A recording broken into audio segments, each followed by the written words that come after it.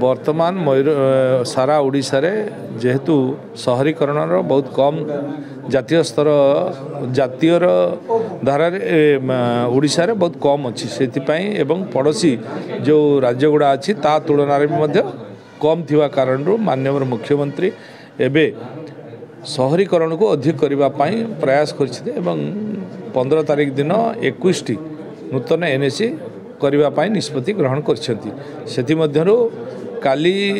एचएनडीयूटी तरफ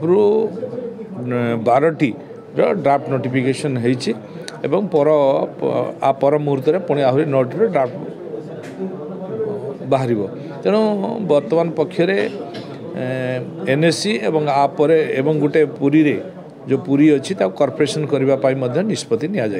भारत वर्ष रे सहरांचल जो विकास है सहरांचल एरिया हूँ बर्तमान 35 रु 40%। ओडिशा रे किंतु ता 20-22% पर्यंत जाइछि। तेणु गाँ को सहर कर आपत्ति नहीं।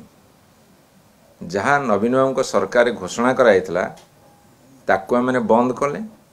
एवं निजे ना नापी बर्तमान आम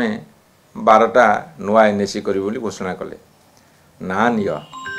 किंतु जो मानकर एनएसी घोषणा करा जाइथिला जो 56-57टा जगार ताकू तुरंत कर तुम्हें समस्त मान्यता पाइबाकू घोषणा कराइथिबा एनएसी को जदि घोषणा न करिवो भारतीय जनता पार्टी सरकार ताहले विभिन्न जगार अशांति एवं विद्रोह देखा जिवो।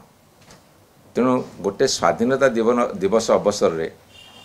गोटे कौन कुहाजी बोली कहीदे कि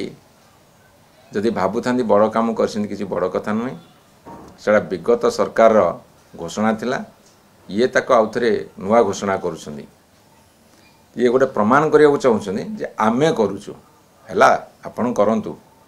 किंतु जो 56-57टा नुआ सहरांचल सृष्टि करने को गत सरकार निष्पत्ति नेतिला ताकू तुरंत कार्यकारी करंतु